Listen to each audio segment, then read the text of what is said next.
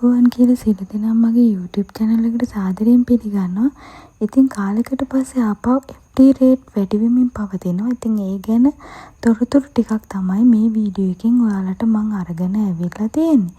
ඉතින් ප්‍රධාන බැංකු කීපයක FD rate වැඩි වෙලා තියෙන තොරතුරු තමයි මෙතන මම සඳහන් කරන්නේ. මුලින්ම අපි බලමු කමර්ෂල් බැංකුවේ rates කොහොමද වෙන්නේ කියලා. ඉතින් ඔයාලට මේක බැලුවම පේනවා ඇති දින 100 ඉඳලා දින 500 වෙනකන් කාලය වැඩි වෙමින් FD දානවා නම් 9.5ක ඉඳලා 11ක් දක්වා FD රේට් එක වැඩි වෙනවා කමර්ෂල් බැංකුවේ. ඉතින් ඊළඟට අපි බලමු HNB එකේ කොහොමද රේට්ස් වෙනස් වෙන්නේ කියලා.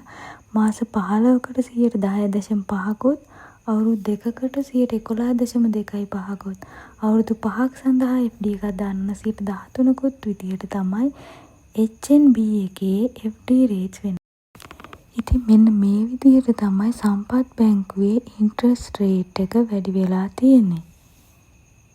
ඔයාලට පේනවා ඇති සම්පත් බැංකුවේ කම්පෙයාර් කරාම අනිත් බැංකු වලට වඩා තරමක අඩු ප්‍රතිශතයක් තමයි ලබා දීලා තියෙන්නේ. ඊළඟට අපි බලමු පෑන් ඒෂියා බැංකුවේ කොයි වගේ රේට් එකක්ද දෙන්නේ කියලා. ඉතින් මේකේ මාස 10ක කාලය සඳහා 10% ප්‍රතිශතයක් තමයි FD වලට ලබා දෙනවා කියලා සඳහන් වෙන්නේ. ඉතින් මේ වගේ වීඩියෝ තවත් බලන්න ඕන නම් මගේ channel එක subscribe කරලා තියාගන්න කියලා මතක් කරමින් මම ගිහින් එන්නම්. මම නිෂකෝ.